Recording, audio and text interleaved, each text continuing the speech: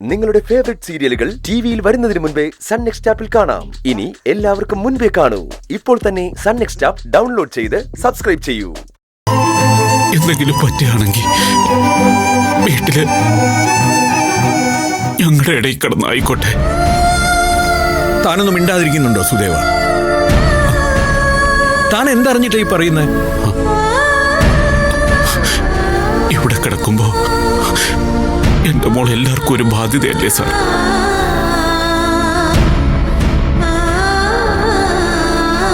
ഇവളുടെ അസുഖം കൂടുന്നെങ്കിൽ കൂടിക്കോട്ടെ എന്ന് പറഞ്ഞ് ഓരോരുത്തർ ചെയ്യുന്ന കാര്യങ്ങൾ ഞാൻ അറിഞ്ഞു.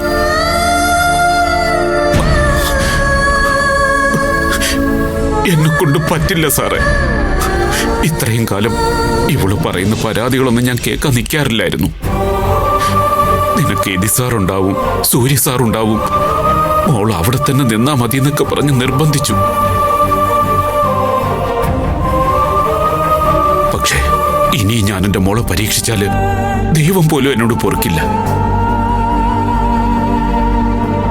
ഞാൻ കൊണ്ടുപോകും സാറേ. കൊണ്ടുപോയിക്കോ. പക്ഷെ ഇവിടുന്ന് നന്ദിനിയെ കൊണ്ടുപോകണമെങ്കിൽ അവളുടെ ഭർത്താവിന്റെ അനുവാദം വേണം, സൂര്യയുടെ. അവനിപ്പോ എവിടെയാന്ന് അറിയോ തനിക്ക്? താൻ പറഞ്ഞില്ലേ നോക്കിക്കൊള്ളാന്ന്. കൊണ്ടുപോകാൻ ഞങ്ങൾ സമ്മതിക്കാത്തതുകൊണ്ട് ഈ കിടപ്പ് കിടക്കുന്നതെന്ന്.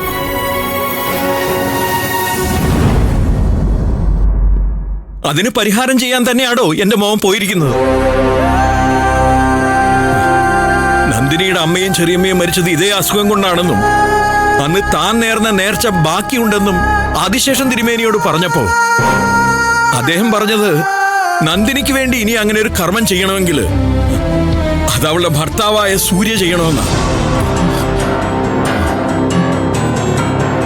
അതനുസരിച്ച് ദേവീക്ഷേത്രത്തിന്റെ മുന്നില് യാചകരുടെ കൂടെ പിച്ച തണ്ടാനിരിക്കുക എന്റെ മോനിപ്പോ.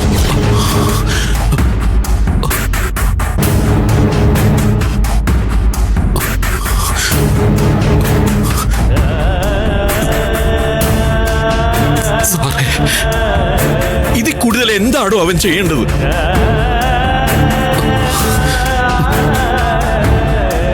രാജകീയ സുഖങ്ങൾ മാത്രം ശീലിച്ച എന്റെ മകൻ ഒരു യാചകനെ പോലെ അമ്പലമുറ്റത്ത് ചെന്നിരിക്കുന്നുണ്ടെങ്കിൽ അത് ഈ കിടക്കുന്ന അവന്റെ ഭാര്യയ്ക്ക് വേണ്ടിയാ.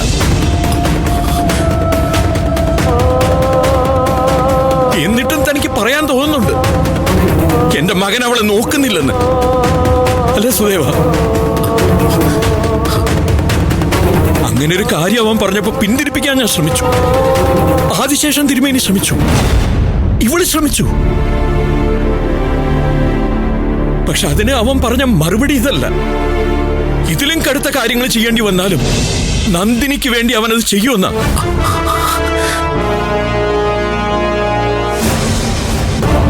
ഇങ്ങനൊരു മകനെ കുറിച്ച് എനിക്ക് അഭിമാനമാണോ? അഭിമാനം. എന്റെ മോൻ ഇങ്ങനെ ഒരു കാര്യം ചെയ്യുന്നുണ്ടെങ്കിൽ ആ നേർച്ച ഫലിക്കും. നന്ദിനി ഉണർന്ന് എണീറ്റു വരും. അതുപോലെ വിശ്വസിക്കാൻ താൻ തയ്യാറാവുന്നില്ലെങ്കിൽ കൊണ്ടുപോയിക്കോ.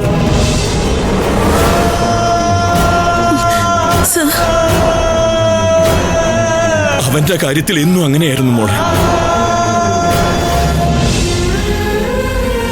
അവനെ ഈ ഞാനല്ലാതെ ആരും മനസ്സിലാക്കിയിട്ടില്ല. സ്നേഹത്തിന്റെ ഒരു കടല് തന്നെ ഉണ്ട് അവന്റെ ഉള്ളില്.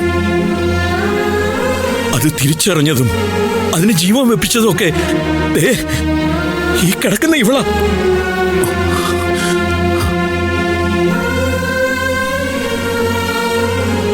അതിന്റെ നന്ദിയും കടപ്പാടും ഒക്കെ സൂക്ഷിച്ചുകൊണ്ട് തന്നെയാ എന്റെ മോളോട് ഞാൻ പെരുമാറുന്നത്.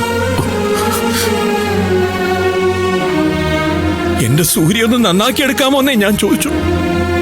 പക്ഷേ ഇന്ന് വരെ കാണാത്ത മനുഷ്യത്വം, സ്നേഹം, അതൊക്കെ ഇവൾ ഉണ്ടാക്കിയെടുത്തു. എന്നിട്ട് ഇവൾക്ക് ഇവിടുന്ന് പോകാൻ പറ്റുമോ? പറ്റില്ല. ഇവളവന്റെ ഭാര്യ, അവന്റെ കൂടെ ആയുഷ്കാലം ജീവിക്കേണ്ടവള. അവൾ എഴുന്നേറ്റേ പറ്റൂ.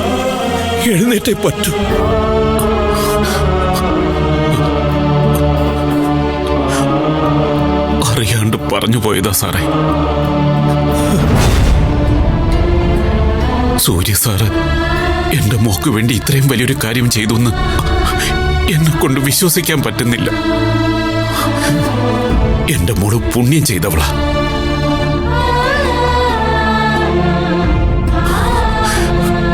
ഇനി ഞാൻ അവളെ കൊണ്ടുപോകണമെന്ന് പറയില്ല.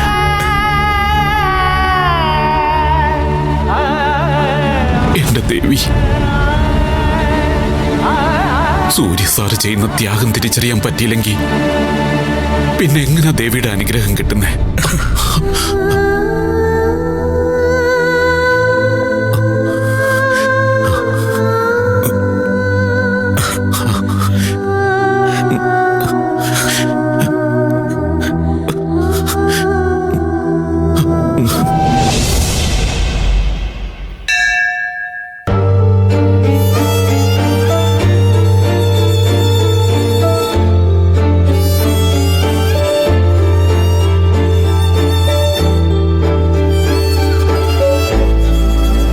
മോന് വെള്ളം വേണോ?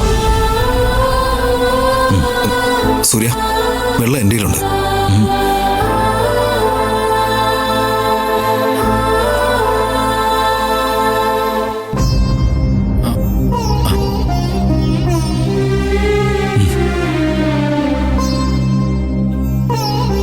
നിങ്ങൾക്ക് ആരുമില്ലേ?